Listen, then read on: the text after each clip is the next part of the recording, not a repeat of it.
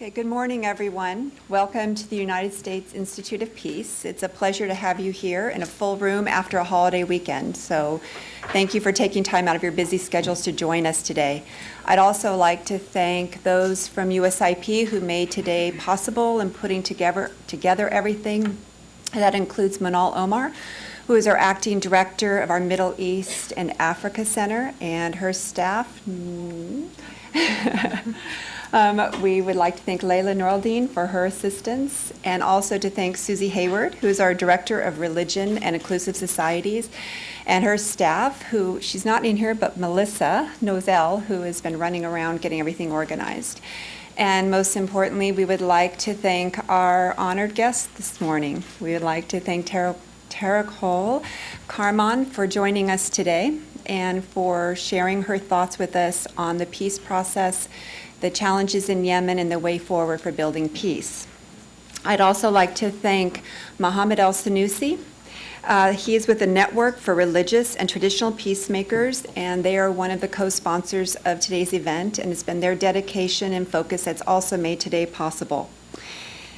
What I'd like to do is to give you a little bit of background on our guest. Tawakkol Karman has been at the forefront of the human rights struggle in Yemen for more than a decade, and began organizing protests for democratic reforms in Yemen in 2007. These demonstrations grew in 2011 as a pro-democracy movement, known as part, as we all know, as the Arab Spring movements that were occurring during the same time in many of the countries in Middle East and North Africa. She was a recipient of the Nobel Peace Prize in 2011 for her impact as a women's rights and human rights advocate. She was the first Yemeni, the first Arab woman, and the second Muslim woman to win the prize. It's the inspirational efforts of people like Tawakkol Karman, who act as guiding lights for many others across the world who are engaged in the peace-building struggle in trying to resolve conflicts peacefully and without the use of violence. I would like to take a few moments to share with you some of the work that USIP has been doing in this regard in a few countries. This includes work in Myanmar, where we've worked with religious actors and interfaith groups, thanks to Susie, to bridge societal divides and promote understanding and collaboration. To our efforts across the Middle East and Africa, where we work to empower and build the skills of emerging youth leaders so that they can guide themselves and their countries through specialized leadership and conflict resolution training. To our work in Yemen over the years, where, through research and action, we promoted the ideals of access to justice for all citizens, the better treatment of prisoners and prison reform, and inclusive and transparent dialogue processes for resolving conflict. Above all, in all the work that we do, USIP believes strongly that to promote nonviolent, peaceful means to mitigate and resolve conflict is an imperative for our world. As Tawakkol Karman said during her Nobel Peace Prize speech, resistance to oppression and violence is possible without relying on similar repression and violence. We know that throughout our history, human progress has been driven forward not just by government leaders, not just by state bodies, but by ordinary men and ordinary women who believe in the possibility of peaceful change, citizens who stand up against incredible odds and great danger not only to themselves and their families, to protect their own rights, their families' rights, and their country's citizens' rights, to extend rights to others. So with that, I would like to turn it over to another person who, as I mentioned earlier, this event today would not be possible. Please welcome the U.S. Director of the Secretariat of the Network for Religious and Traditional Peacemakers, Mr. Mohammed El-Sanusi.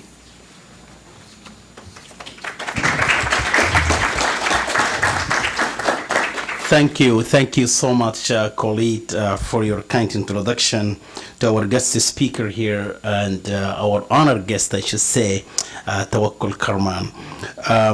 I would like to begin by thanking the USIP, the United States Institute of Peace, for giving us this opportunity of hearing from Tawakkol Karman, a person that is well known in the Muslim world and the Arab world and around the globe. USIP has been a champion, as we know, in peace building efforts around the world, and we work very closely as a network for religious and traditional peacemakers, a global initiative that is sponsored and founded by the Church Aid and the Finnish government and the United Nations and other partners to empower religious leaders around the world, particularly religious and traditional leaders that are doing peace building around the world. So our hope is that to bring them and create a forum for dialogue between religious leaders around the world, as well as the policymakers and officials as well. So with that, we are so delighted to facilitate this particular event with the USIP, having Ms. Tawakkol Karman here in the country to hear from her and to really recognize her work around the globe, and particularly in her efforts to promote peace building. So without further ado, I would like to give the basically microphone to the Nobel Peace Prize winner, Tawakkol Karman.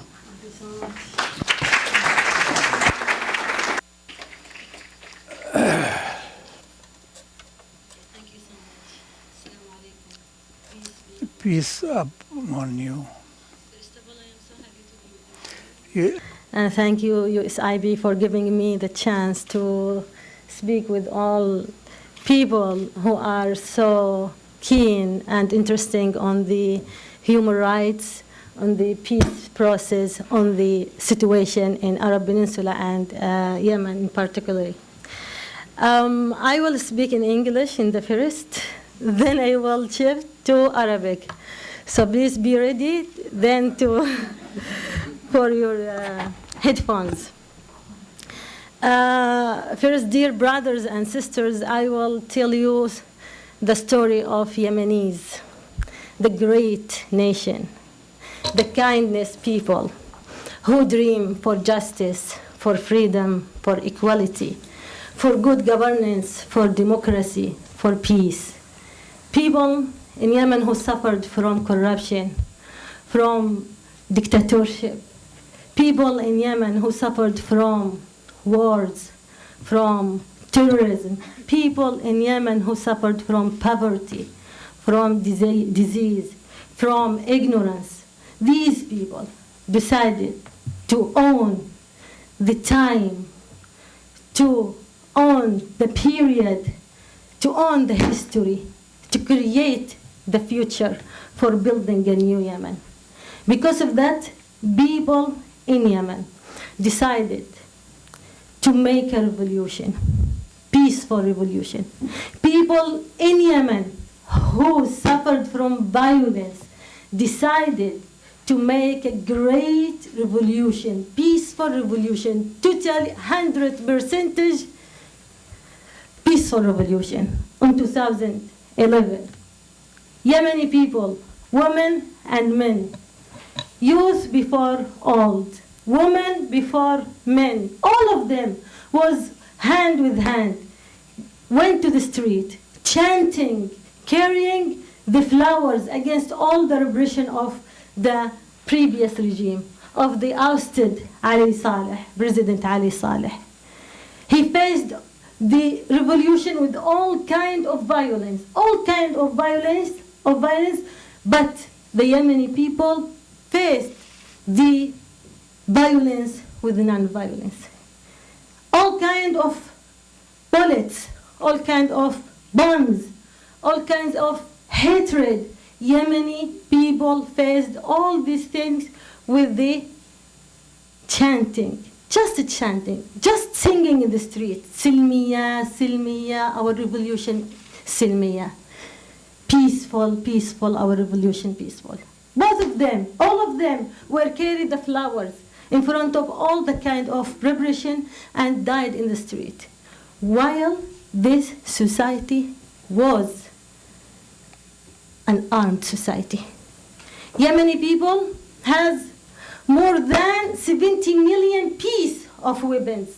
70 million piece of weapons. And when they decided to make revolution, they agreed to throw all their weapons inside their tribes and went to the street peacefully. And because of that, they won in the first step of revolution. Because of that, they had the acknowledged, the recognition from the world, and they give them, the world give Yemeni people the Nobel Peace Prize. Because all the people was very proud of this extremism society and an armed society, and they saw women before men. They saw the peaceful method. They saw the tribes inside who made a lot of wars between them since years and years. But when they entered to the peaceful revolution, all of them sleep in one tent, eat in one tent, and die with each other for creating a new Yemen. So we are so proud that we made a great peaceful revolution,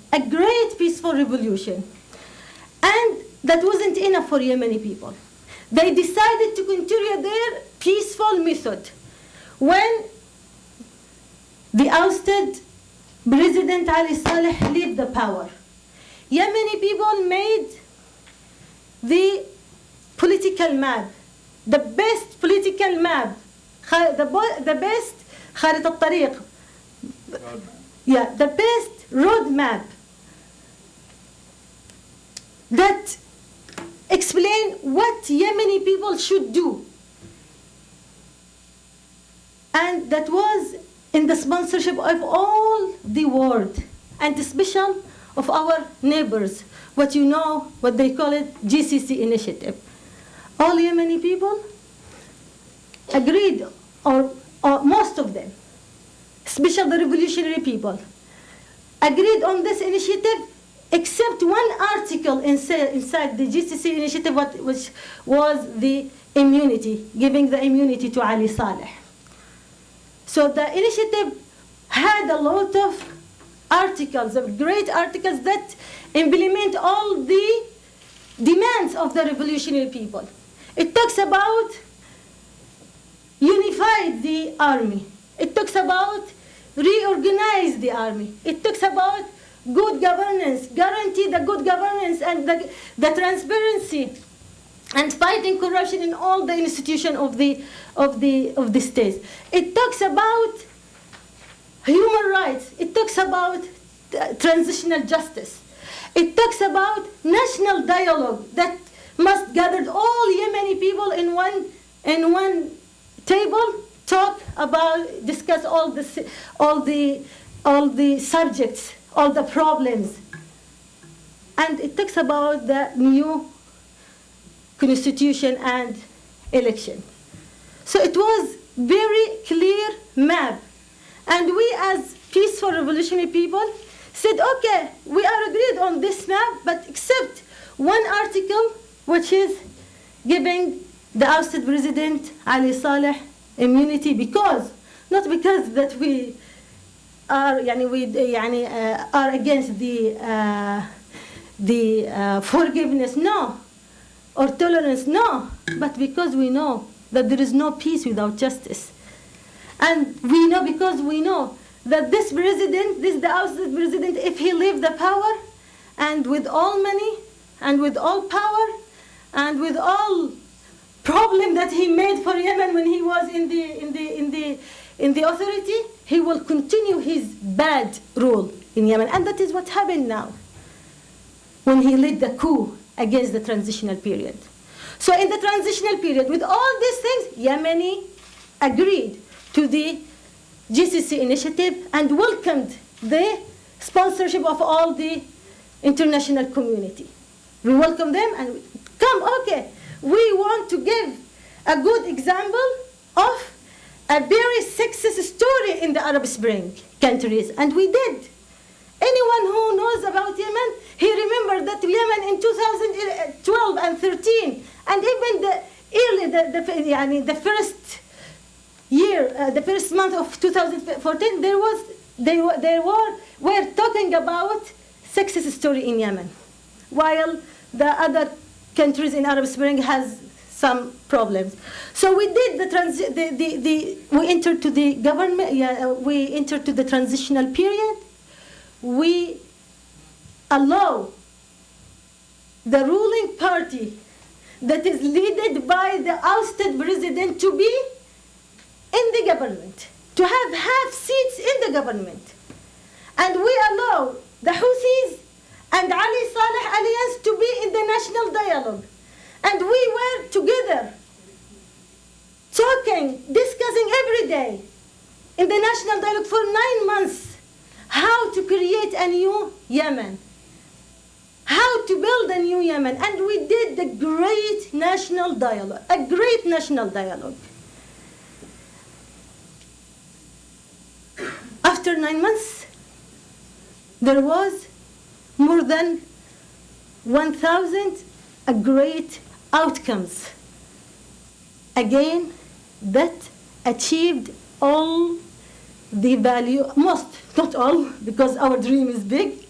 So most of the values of the dreamer, which is justice, freedom, equality, equal citizenship, good governance, democracy, peace, and decentralization.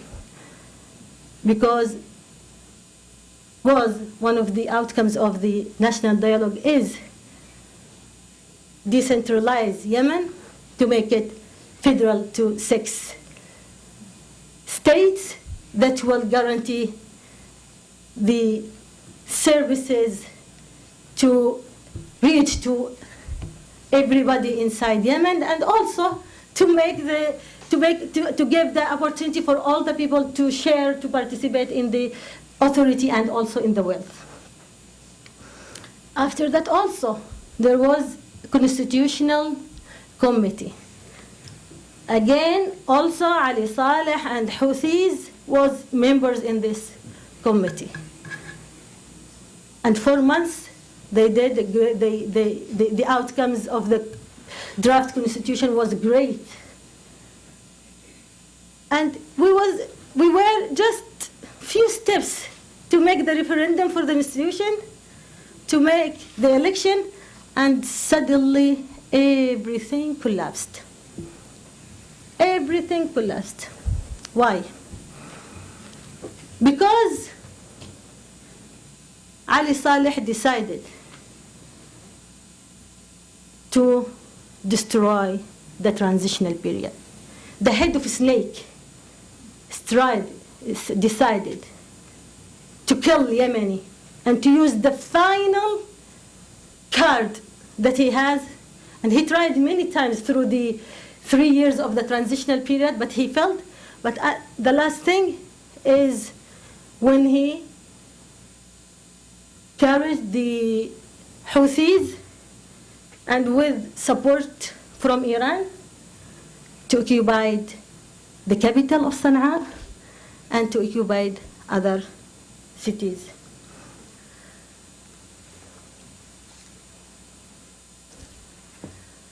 Until at that time, all things was collapse. All things. All our dream.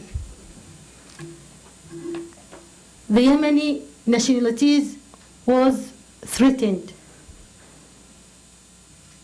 The Yemeni Republic, the Republic of Yemen, was collapsed by Houthi and Ali Saleh, and again with the support from Iran. They occupied our capital. They killed a lot of people.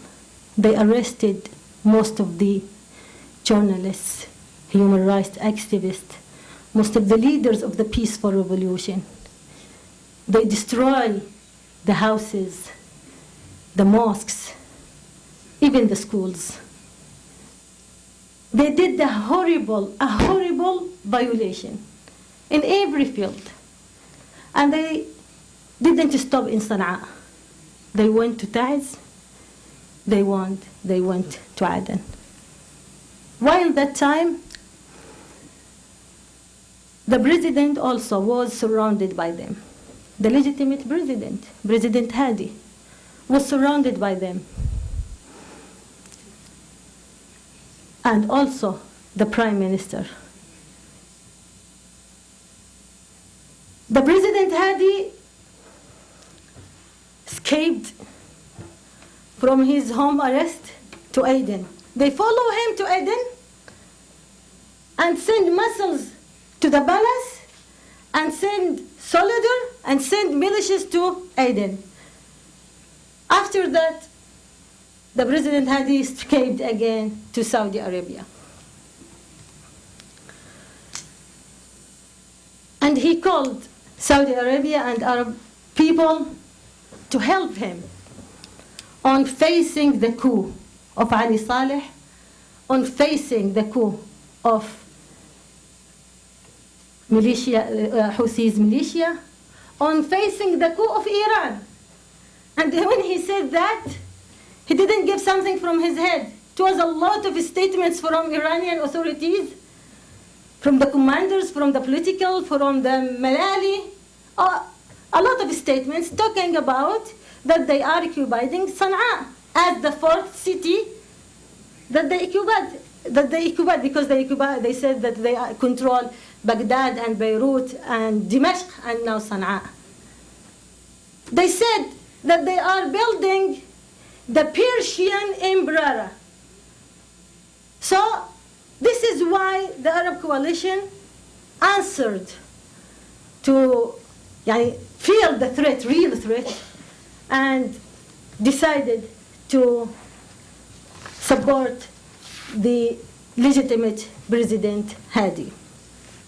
And there is another thing, which is there are a lot of people, especially in the middle of Yemen and in the south.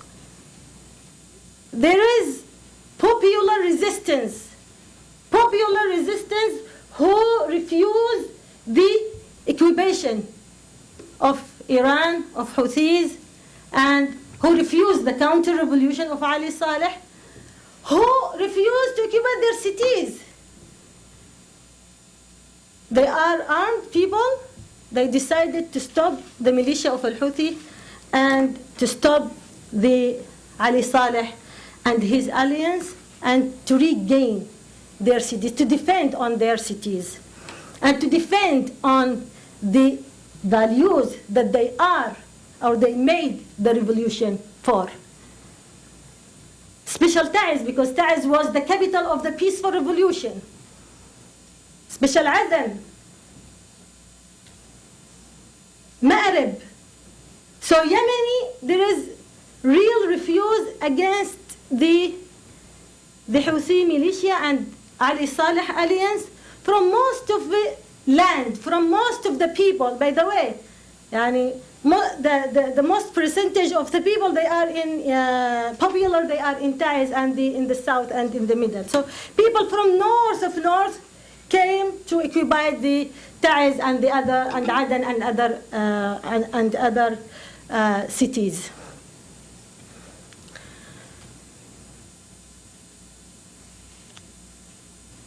So now we have three kinds of struggles against the Houthi militia, against the coup of the ousted President Ali Saleh, against the Iranian dream in Yemen. One is peaceful struggle. Two is popular resistance. Three is the Arab coalition with the President Hadi and with the government. For me and for the people who are with me, who made and who are still in the peaceful method, we are belong to the first choice, to the first field. Peaceful, our revolution is peaceful. Peaceful, our country must continue, must rebuild in the peaceful method. So I am belong to that kind or to this field of the struggle. Now, because I belong to this camp, the peaceful camp, I call, and every day call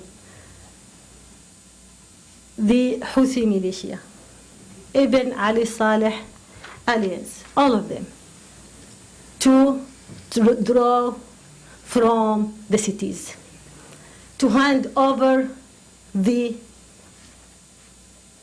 weapons to the transitional authority that all of us agreed on, especially the government, because the government, the Houthi, was agree on them. And to transfer from the militia to political party. You can't continue your role you can't participate in the public life while you're armed and while you use violence to achieve your political goals. So please, you should do that for Yemen, for us, for the future, for the current. So we argue them to transfer from the militia to political party, and then to put the constitution to the people, have referendum, and at least in the last make the election. So it's when we talk about peace, lasting peace, building peace in Yemen, we have to make about comprehensive solution. Comprehensive solution. The comprehensive solution, by the way, even with this comprehensive solution, it is inside the GCC initiative. It is inside the national dialogue outcomes. It is inside the Security Council resolutions, especially 2216.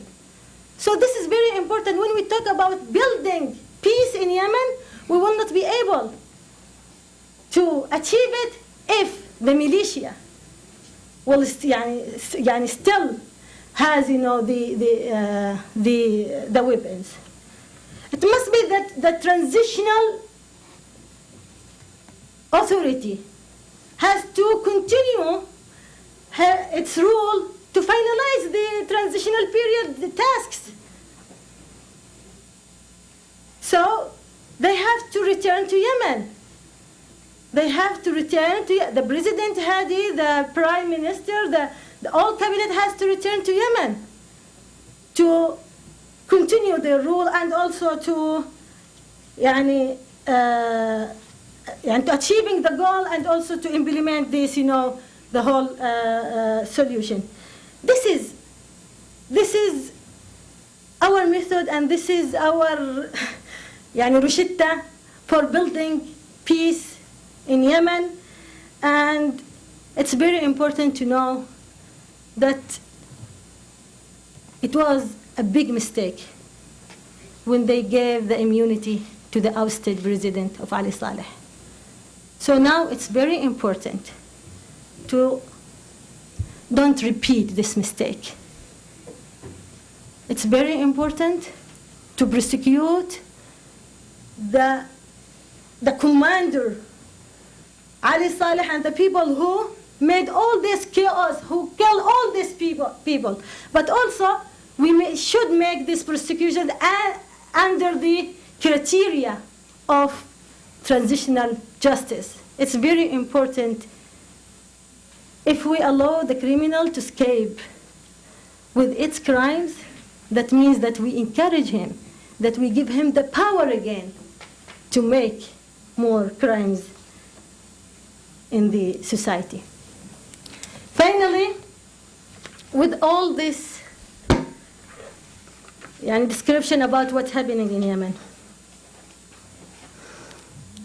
I start with you that we enter to this point with the dreams of freedom, of justice, of equality, of a strong country, of rich country, of democracy, of rule of law. And we died for that.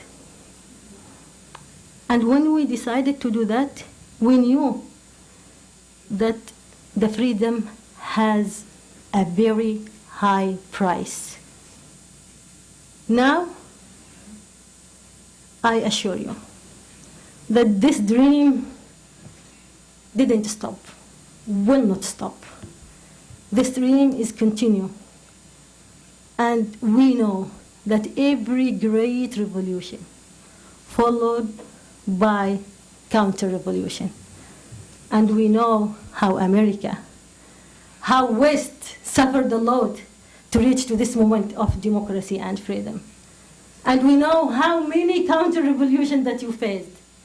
And we know that it takes many hundreds of years to reach to your democracy and human rights.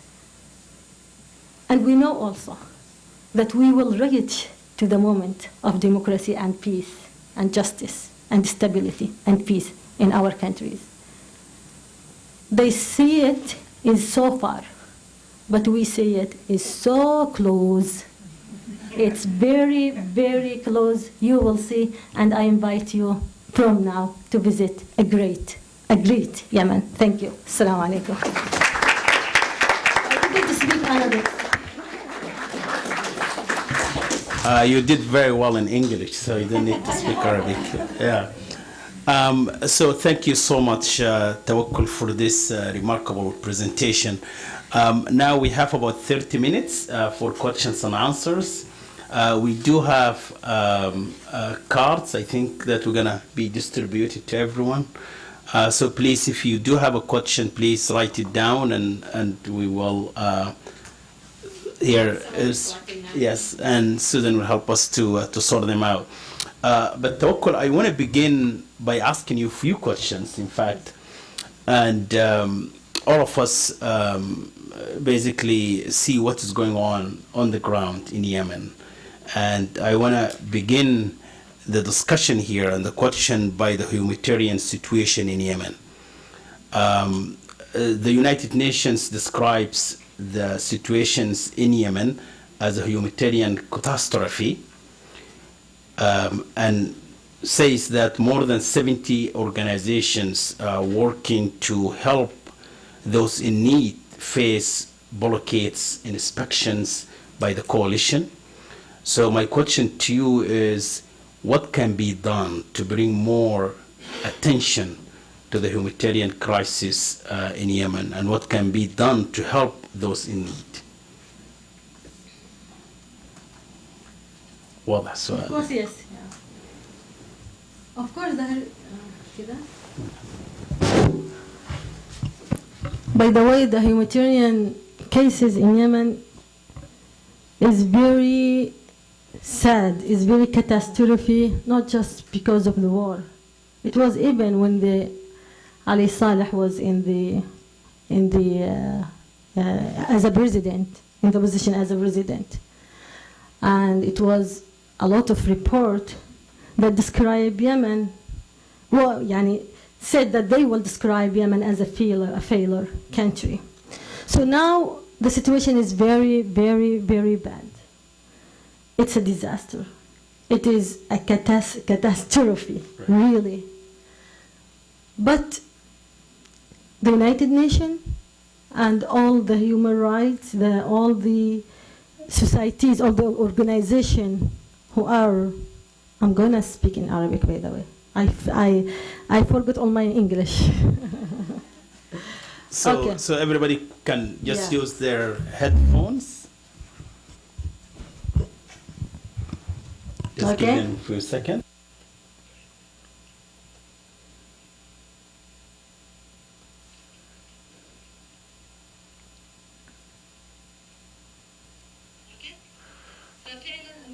The humanitarian situation is very catastrophic. It really is a disaster. This situation, it has been like this since the recent years. During the ousted President Abdullah Saleh was like this, and it has been like this until during this revolution, and it's still like this. What's the solution? What can be done? The solution is to help Yemeni people, to reach them the humanitarian aid, those who suffer and live in a dire situation.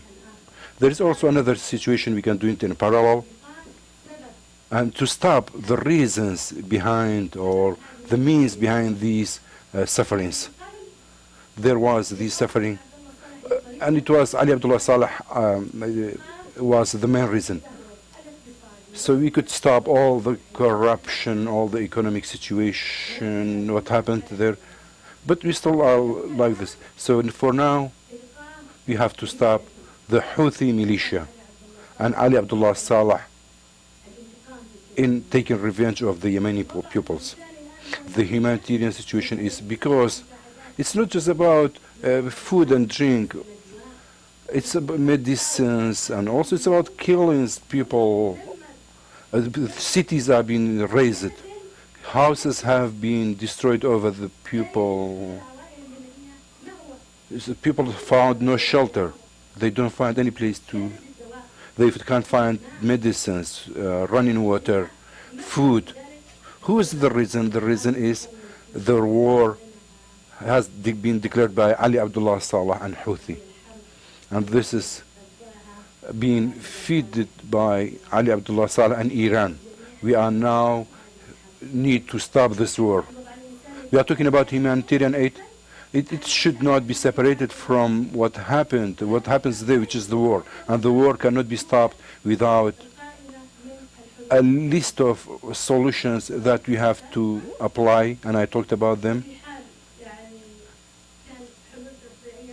So no patch will solve this. We should find essential solutions. There's some international organizations facing hard. They cannot reach. They cannot deliver the aids to the Yemeni peoples. How can we make sure that the United Nations and other agencies, aids and reliefs, can reach the Yemeni people? Anyone can give some facilitation and help in providing these helps and supports to the Yemeni people. It's very important, yes, to open the ports. It's very important to open the ports to reach food and medicines. All the ports should be opened. But also the war should be stopped. You should not talk about just partial solves. The ports should be opened, the war should be stopped. An inclusive, comprehensive solution which could be disarming the militias, and that's the Houthi, and they can turn into a political party and participate in the political process. And they already participated in drafting the constitution, and they agreed on it, and then going for a referendum for this constitution, and then there will be elections, local elections, regional elections, and also national elections. So you could go to the next question is, we would like you to address the national dialogue. You mentioned the national dialogue, and you said that it was a positive step towards in 2011. But the question is, and I'm going to ask in English. اليمن كان لها دور كبير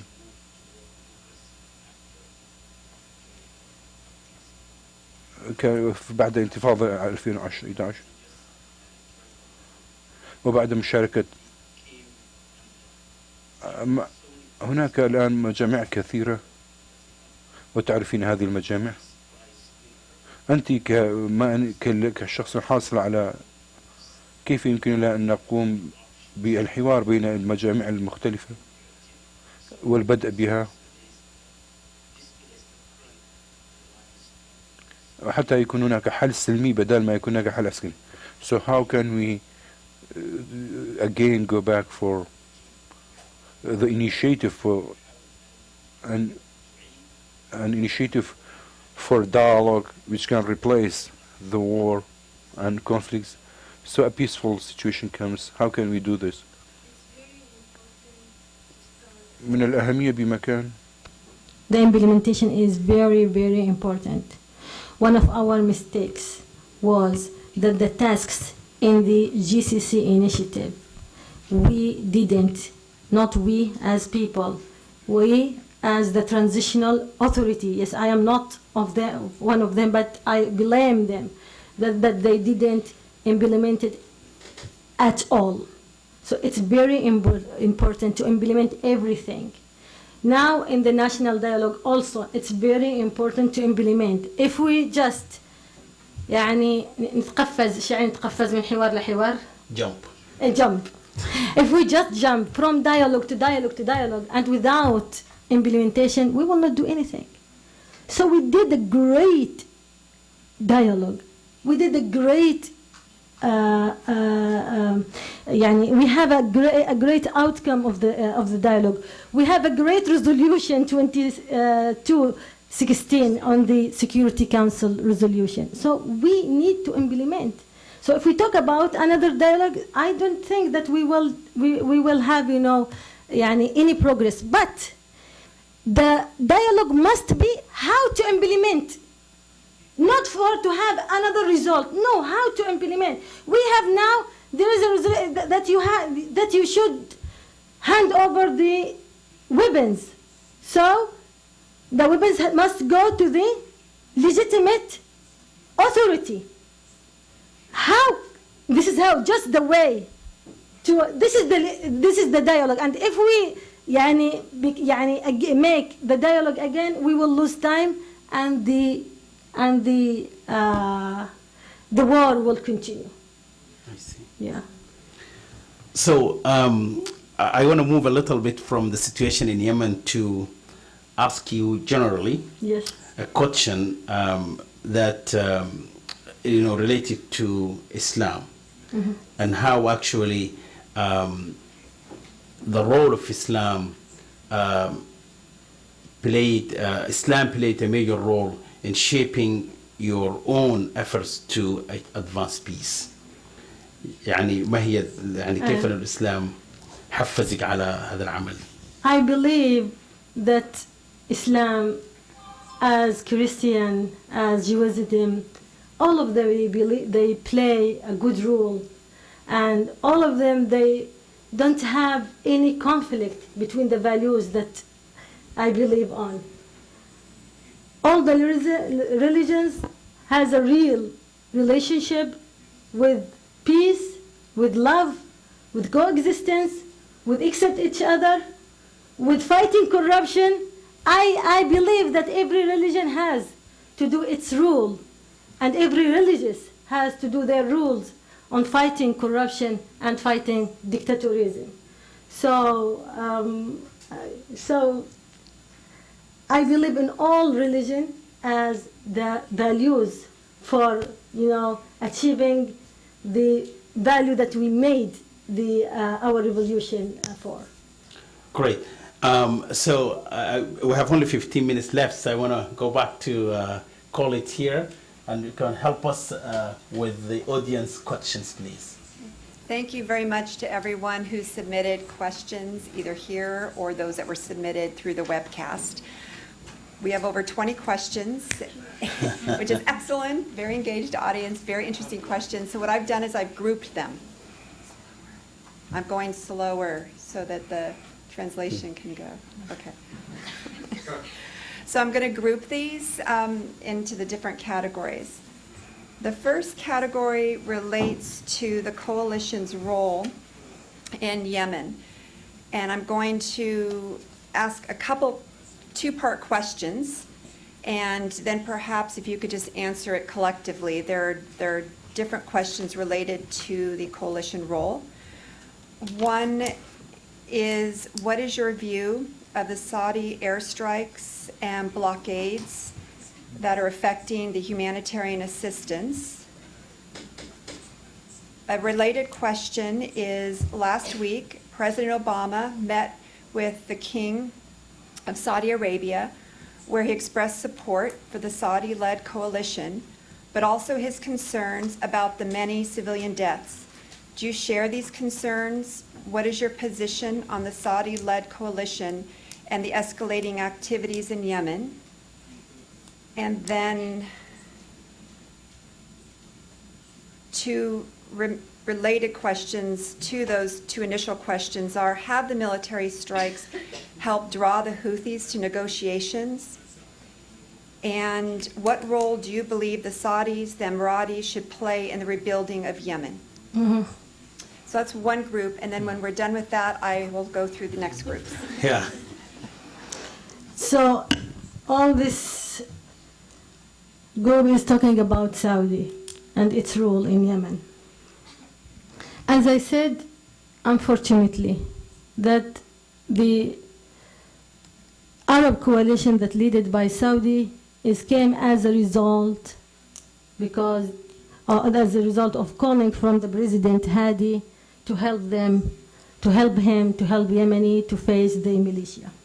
But again and again, I belong to the peaceful method. So I believe that we can face violence by non-violence. So we have a lot of fields that people that they are facing the Houthi, the coup against Yemen. Again, the peaceful method that I belong to, the popular resistance and the Arab coalition with the leading of Saudi and calling of with President Hadi. But also, I have a lot of statements condemning the Arab coalition when they attack the civilian. A lot of statements against that. So I call them that they have to commit, they have to fulfill on the قانون الإنساني, the humanitarian law, صح? The humanitarian law. It's very important. But also, I always talking about the militia. So, look, most of the questions was about the attack of Arab coalition or of Saudi coalition. And I face a lot of questions of this.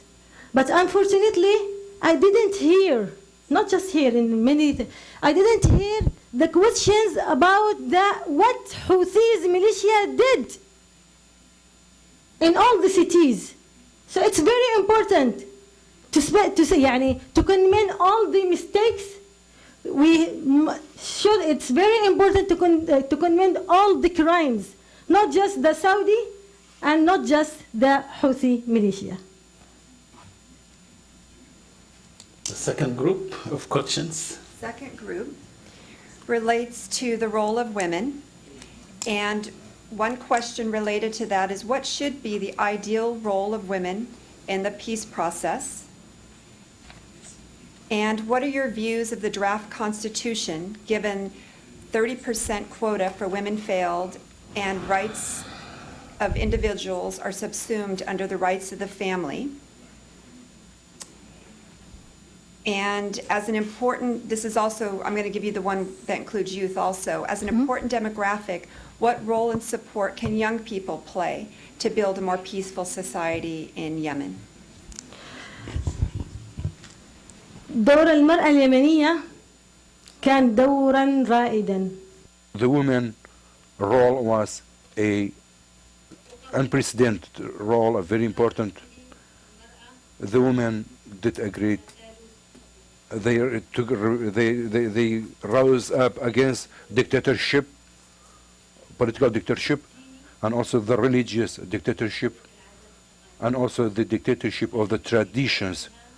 In her revolution in 2011, the women stood against these three dictatorships when they asked for freedom, equal rights, and liberty. These revolutions was led by women. They made a very, very big victory and reached us to the transition period, and then from there began to reaching us to another level.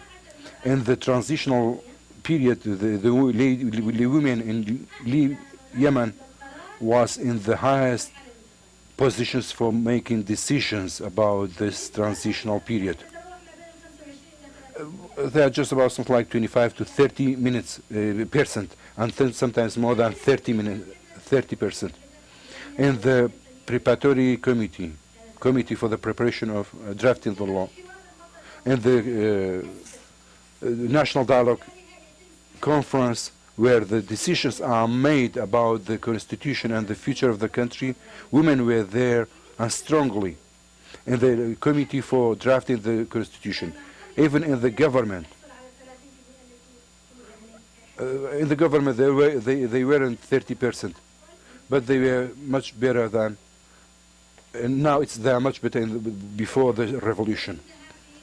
The women have been there in making process of decision making. But of course, it was not satisfactory for us as women, because we do believe that the new era or a new time has came for women after suffering from all these catastrophes, from these disasters. The country should go back for peaceful and for reconstruction. But by that time, we don't want the women to be marginalized again, and men to rule. These things should be changed. We always been asking for more and more rights for women. The outcomes of the national dialogue and the constitution, they stipulated that women have equal rights as a citizen. There is no difference between men and women and the citizens. And then as for women, because they have been marginalized for all this period and in the society and we are now passing this period. So the new constitution, the draft constitution, stated that there should be a quota for 30% of women, representing women in all levels of government and powers. The constitution also guarantees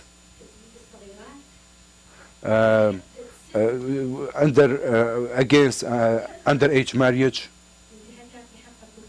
and then this is the violation of children's rights, especially about we've mentioned this, the underage marriage. So the constitution is the constitution we are talking about, which is now Houthis are rebelling against it, and Ali Abdullah Saleh are fighting it. It was a constitution that guarantees the equal rights for all Yemeni people. It was a guarantee that guarantees the democracy and fighting corruption and good governance and human rights, women's rights. It was a constitution. Well, we have some shortfalls. We know that it has some shortfalls. As human rights activists, we wanted better, more, but it still represents much of our dreams for a civil state where law rules. Should be the role of the United States in bringing the situation in Yemen to a peaceful conclusion and to prevent humanitarian challenges to the country and refugee flows. دور الولايات المتحدة الأمريكية. The role of the United States, especially, they do not make the same mistake during the transitional period. It should sponsor and to see and to live to see and to sponsor the peaceful construction, the political process, to sponsor the process, the political process, and guaranteeing the reconstruction of Yemen. It should help and support Yemenis in building a civil state based on decentralized country. We do need this kind of system. What we want from the United States is a great bigger role in every aspect.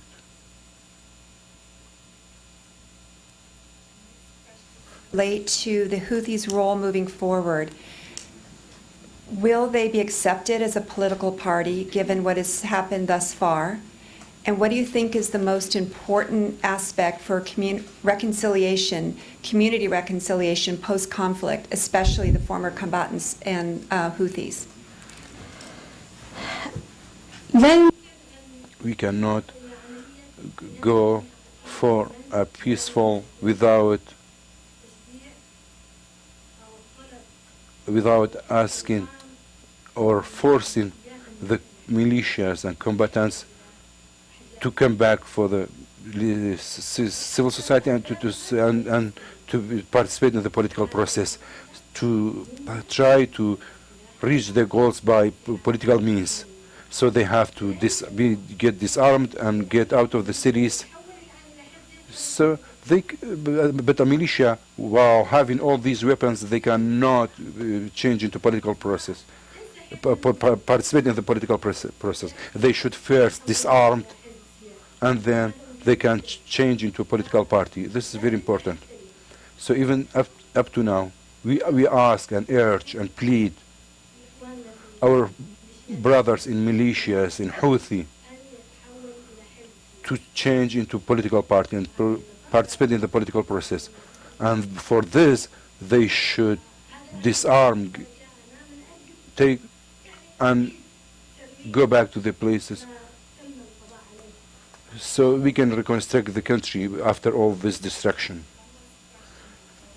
To closing remarks, and this is a personal question Yes. for you.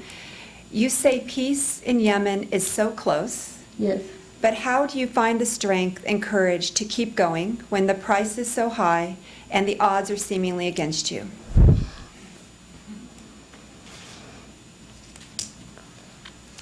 Oh my God. I'm always optimistic. the dream of the people in my state, in my country. And I always believe in the will of them. And I always believe on myself and on the others. Because of that, I carry the flag of taking the initiative, taking the responsibility. I feel always that I am the responsible. I am the one who should give the solution. Because of that, I didn't care. I didn't think what will happen to me and what will happen to my family, to my kids. Even when they arrested me, even when they tried to kill me, even when they occupied my house. The militia occupied my house, in the September 21st. The first house that they occupied, it was my house. And Ali Saleh arrested me, threatened my family, etc., etc. But always I think, oh my God, he think that he will kill my idea? Do they think that if they do something wrong, something to me, that I will stop? No. I should spread my feel, I should spread my soul, I should spread my will, my insisting to the people. So it's the courage for people. I take the inspiration from the people that I feel that I am responsible. I am the one who is responsible to save them. So always telling myself, telling my kids, telling my colleagues, telling the youth, telling the women, be responsible. Be in the front line. Don't afraid from anyone, because you are the one who should save your country. Yes. Thank you, Tawakkol. And thank you, Mohammed, for moderating so today's much. event. Thank you to everyone. And sorry for my English. Your English Great. is wonderful. It's wonderful. I just have a few last parting comments. First of all, for many of us who've been following Yemen and were able to travel to Yemen in the past, we hope for peaceful resolution at a time that we could join our friends in Yemen. I remember fondly the time when I first arrived in 2011 and went to Change Square and met with the children and the women there, and it was a pleasure to be there, and I hope we'll be able to be there again, and peace will come to your country, and it'll be even closer than we think. After today's event, I'm sure that many of you, like me, look to what can you do, however small it may be, to build peace. September 21st is International Day of Peace. Who knew that? Now you all do, so now you can all raise your hands. And through the Peace Day Challenge, we aim to raise visibility of International Peace Day, to frame peace as an alternative to the violence that we see daily in the news. And we encourage individuals and communities across the U.S. and beyond and over the world to take action for peace. So you can share your peace at hashtag Peace Day Challenge, and then to sustain it during that day and beyond. And you can go to www.peacedaychallenge.org. It's www.peacedaychallenge.org. The hashtag for Twitter is hashtag Peace Day Challenge, and get involved in that way. And you can do that today. You can do it right now if you have your phones. So thank you again for coming, and again, thank you, Tawakkol, for your comments. And please, if you would be willing to fill out the evaluation cards that were handed out and provide them to Melissa on your way out, we'd be very grateful. So have a wonderful day. Thank you.